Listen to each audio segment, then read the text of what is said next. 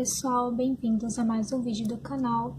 Hoje nós vamos dar início ao estudo de estequiometria, que é um assunto aí da química bastante recorrente no Enem, e muita gente tem um pouco de dúvida, né? Não gosta muito desse assunto por se tratar de cálculo, mas é um assunto aí bem fácil, quer dizer, não é tão complicado assim, mas os vestibulares e o Enem também gostam de complicar um pouco as questões, porque é um assunto que pode tratar aí das várias partes da química, como a química geral, a química orgânica e a físico-química.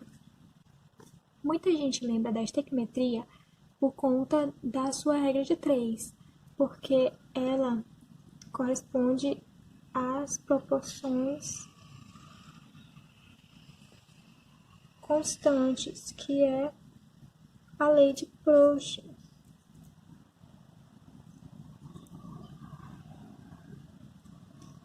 Aquela que quando um elemento ele é multiplicado por 2, toda a equação ela é multiplicada por 2 para que tenha uma proporção constante. E aí, por isso que é válido aí a regra de 3. A relação geral que nós costumamos usar é aquela que é assim. 1 mol representa o quê? 1 mol, gente, ele vai representar, por exemplo, 6,02 vezes 10 elevado a 23 moléculas, ou também partículas, entidades. Também esse 1 mol ele vai estar na mesma correspondência que a massa molar do componente. Por exemplo, a gente sabe que a massa molar do hidrogênio é 1, do oxigênio 16, que é aquilo que ele dá na tabela periódica. Esse 1 mol também ele pode estar relacionado com o volume molar, que na CNTP, ou seja, a 0 graus Celsius e 1 atm, é igual a 22,4.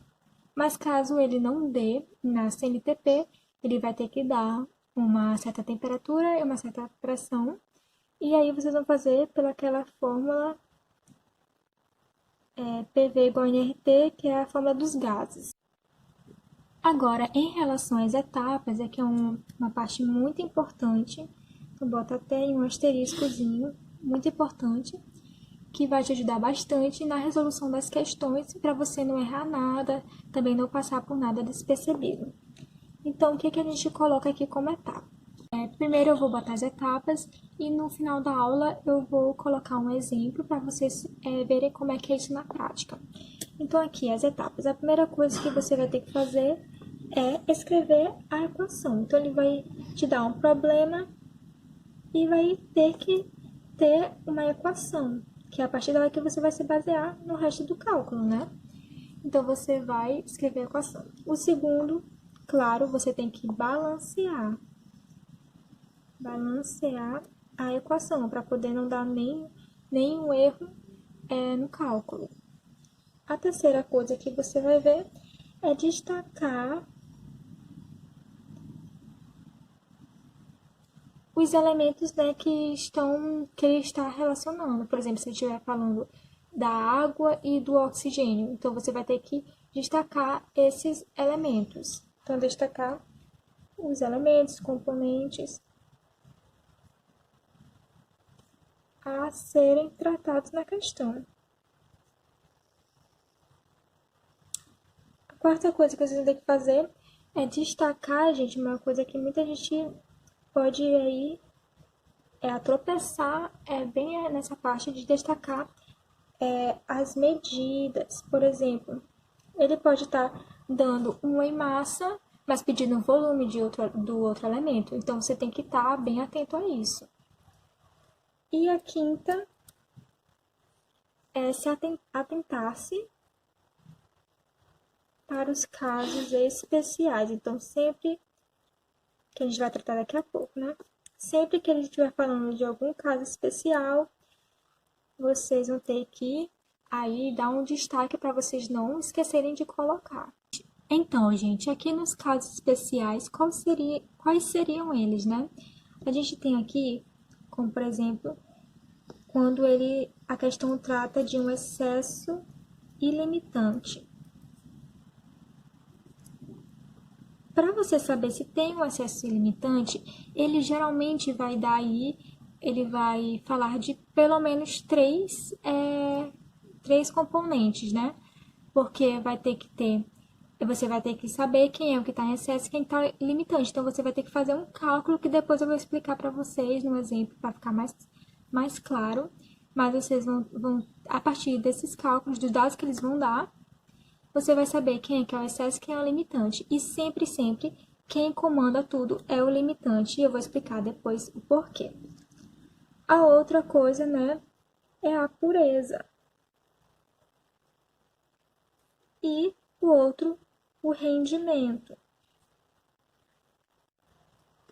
A pureza, geralmente, a pureza se trata de um elemento e, e o rendimento é no caso da equação toda, né? Então, você vai colocar o rendimento para o produto e a pureza para os reagentes. Eu também vou deixar claro aí nos exemplos. Então, gente, vamos dar agora a parte aqui dos exercícios para vocês saberem como é que é isso na prática. Então, vou colocar aí na tela a primeira questão, que ela vai se tratar aí de pureza. Então, leiam e depois vocês acompanham aí a resolução da questão.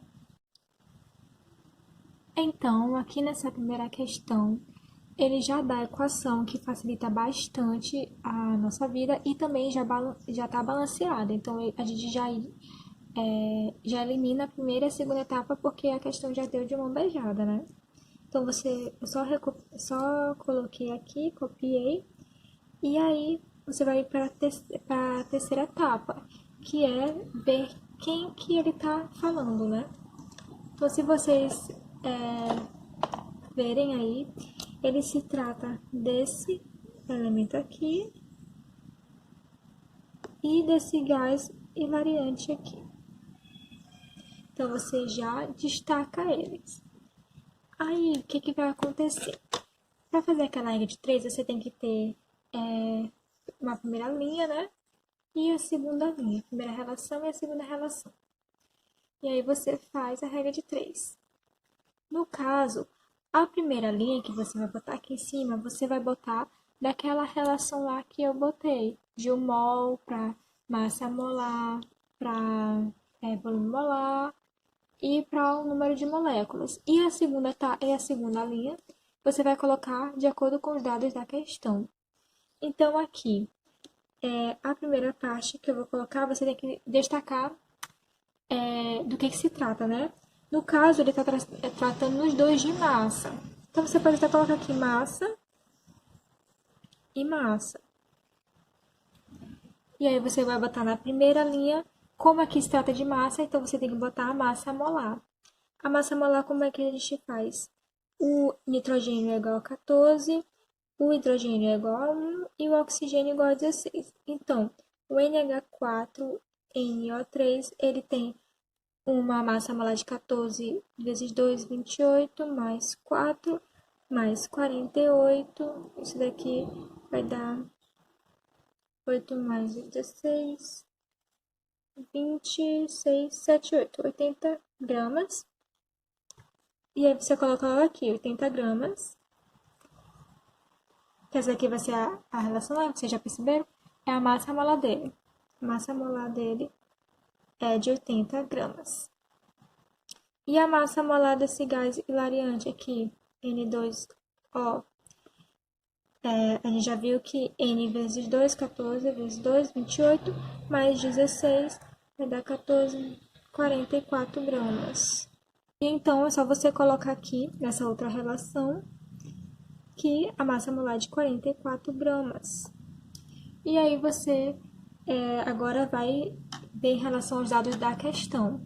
Então, ele fala que tem 4 gramas desse componente aqui e vai formar 2 gramas desse componente aqui.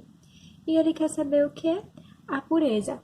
Como eu avisei para vocês, a pureza, gente, ela está relacionada aos reagentes. Então, você vai colocar no reagente e, detalhe, você vai colocar na segunda linha, ou seja, onde ele deu os dados da questão. Então, aqui você vai colocar o pezinho de pureza para você descobrir. E aí, nessa relação, já fiz os cálculos aqui, né? A resposta diz, então, 80 sobre 88, que isso daqui dá aproximadamente 90%, que é o que a gente encontra na letra B. Agora eu vou colocar aí a segunda questão, que vai tratar aí de rendimento. Então, vocês olham e depois analisam a resolução. Então, aqui na segunda questão, eu já coloquei a equação que a questão deu, né? Só que detalhe, não está balanceado, então a gente vai ter que fazer um balanceamento. Então, o que a gente vê primeiro aqui? O ferro tem 2, então eu já coloco 2 aqui.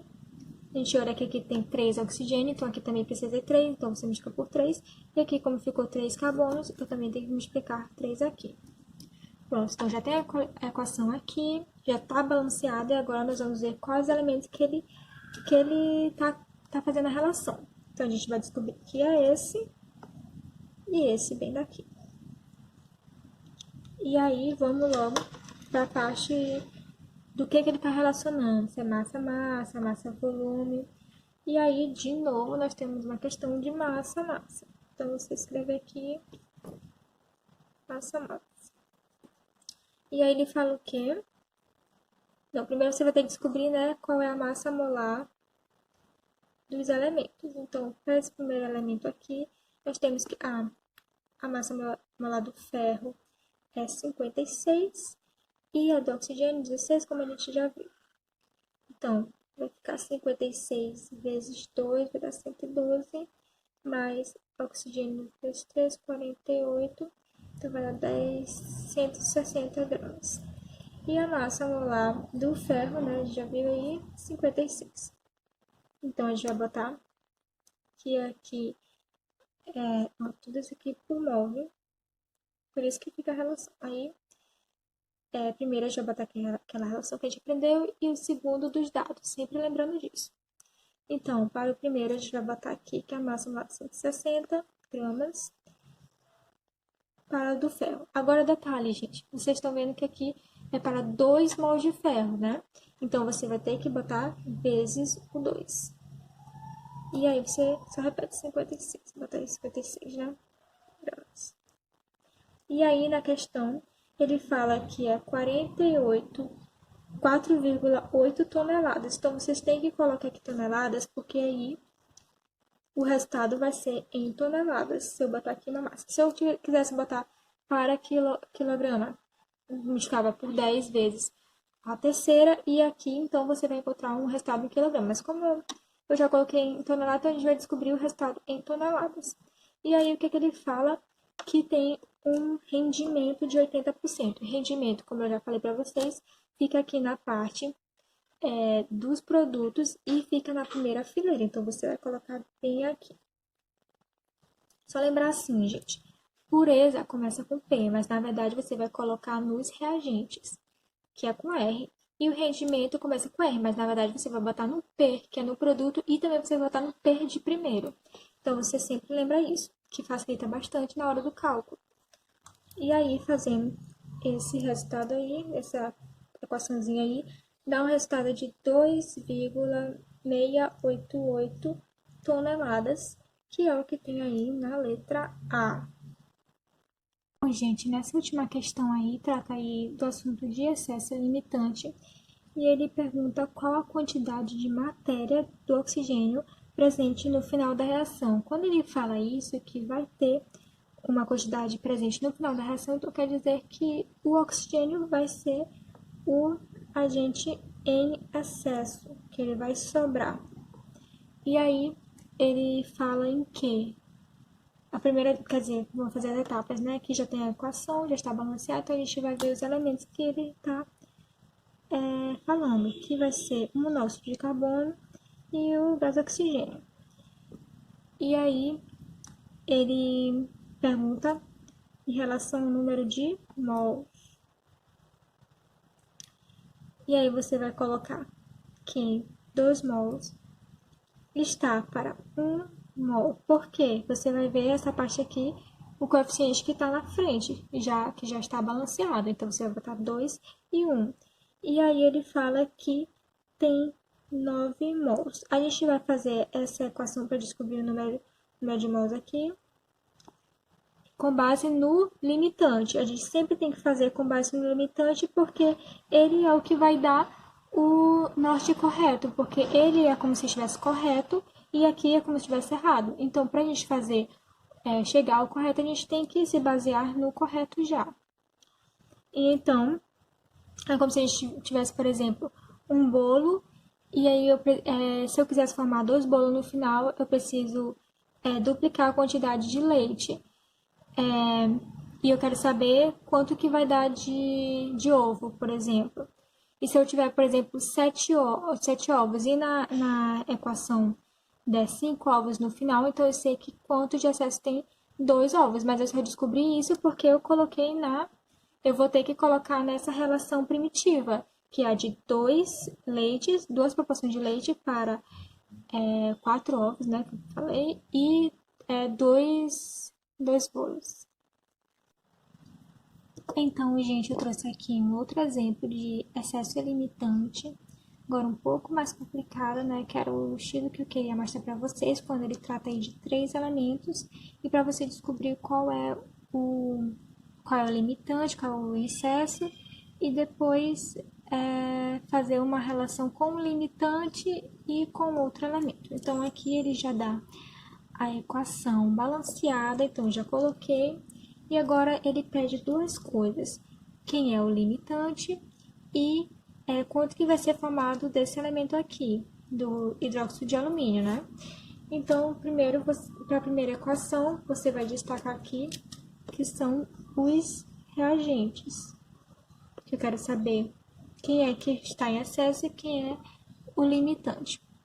Então, primeiramente, a gente vai estar com lei de massa para os dois, né?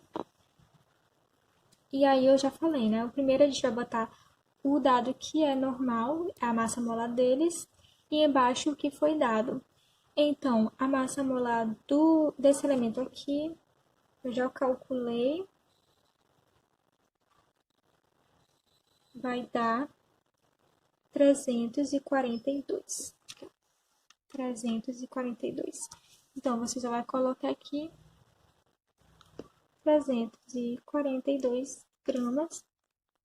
Está para 3 mols, que como a gente está vendo, de hidróxido de cálcio, que eu também já calculei, é igual a 74 gramas. E aí ele fala que ele vai misturar 500 gramas desse elemento com 500 gramas desse elemento. Então, é a partir desse dado que você vai descobrir quem é o excesso e quem é o limitante. Então, eu vou escolher um aqui, eu vou colocar esse elemento com 500 para descobrir aí quanto de massa deveria ser formado, né? Fazendo esses cálculos, a massa dá daí 324,56 gramas. Então, como eu coloquei 500 gramas, como a questão fala, então eu estou botando a mais, porque o ideal seria esse daqui. Mas eu estou botando 500, então eu estou em excesso, eu vou colocar em excesso. Então, a partir disso, eu consigo saber que esse elemento é o que está em excesso, então, automaticamente, o outro é o limitante. E por que a próxima equação que a gente vai fazer, né, da relação desse elemento com esse, por que eu tenho que usar o limitante? Porque o limitante é o que vai dar a relação correta. O excesso, ele não está te dando a relação correta. Veja que eu preciso só de 324,56. Se eu fosse colocar o 500 gramas, que é o que ele vai colocar, então o cálculo daria totalmente errado. Agora, o limitante já está colocando 500 gramas e é o que vai estar correto. Então, eu vou fazer a relação do limitante com o outro elemento. Então, agora, para o cálculo da segunda resposta, né? Da segunda pergunta dentro da mesma questão, eu vou colocar a mesma coisa aqui, que eu botei aqui, né? 342 gramas. Está para agora 2 gramas dessa massa molar aqui, que eu também já calculei, vai dar 78 gramas. E daí, ele vai querer agora a massa desse, né? Só para diferenciar aqui, massa 1 e aqui, massa 2. e aqui 500 gramas, né? É só você repetir isso aqui e aqui colocar a massa molar para você descobrir a massa do 2.